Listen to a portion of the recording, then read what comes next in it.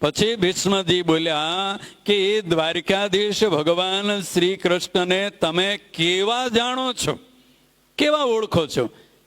એ કોણ છે ઓળખો છો?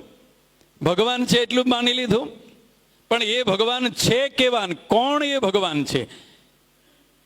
સર્વ અવતારના અવતારી સર્વોપરી ભગવાન પુરુષોત્તમ નારાયણ, એની ઉપાસના કરશો, એની ભક્તિ કરશો, એમ સમજીને કરશો કે મને જે આ સ્વરૂપ મળ્યું છે એ સર્વ અવતારના અવતારી પૂર્ણ પુરુષોત્તમ પરમાત્મા ભગવાન પુરુષોત્તમ નારાયણ છે, તો તમને એ મોક્ષની પ્રાપ્તિ થશે. શ્રી કૃષ્ણનું ભજન કરવાથી, રામનું ભજન કરવાથી, સ્વામિનારાયણનું ભજન કરવાથી મોક્ષ ન મળે. પણ મોક્ષ કોને મળે? એ પરમ પરમાત્મા સર્વ અવતારના અવતારી ભગવાન પુરુષોત્તમ નારાયણના સ્વરૂપને ઓળખી અને પછી નામ ગમે તે લો. નામ તો ગમે તો પરમાત્માના છે નામ બધાય. પછી ભીષ્મજીએ ત્યાં બતાવ્યું કે એ પરમાત્માના અસંખ્ય નામ છે, પણ એ અસંખ્ય નામોમાંથી ગમે તે નામનો આશ્રય કરો, પણ જો ભગવાનના સ્વરૂપને ઓળખ્યું છે કે જેનું હું ભજન કરું છું, જેની ભક્તિ કરું છું, ભગવાન કેવા છે?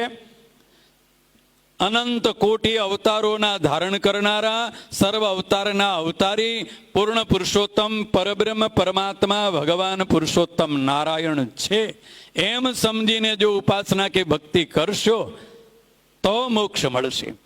અને એ વખતે ભીષ્મજીએ પાંડવોને, અર્જુનને ઉદ્દેશ કરી અને ભગવાનના 1000 નામોનો સ્તોત્ર સંભળાવ્યું, જેને આપણે વિષ્ણુ સહસ્ત્ર નામનું સ્તોત્ર કહીએ છીએ.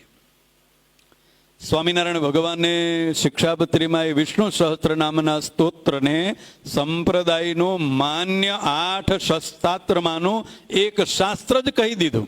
સ્તોત્ર ન કહ્યું. શું કહ્યું? 8 જે શાસ્ત્રોના નામ લખ્યા છે શિક્ષાપત્રીમાં, એમાં વિષ્ણુ સહસ્ત્ર નામનું સ્તોત્ર એ પણ એક શાસ્ત્ર છે. શું શાસ્ત્ર છે?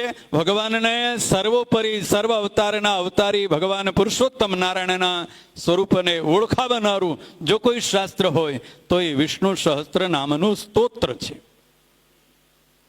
હા, આગળ પાછળ એમનો મહિમાના જે શ્લોકો આવે એને સમજો એટલે ભગવાનનું સ્વરૂપ સમજાઈ જાય.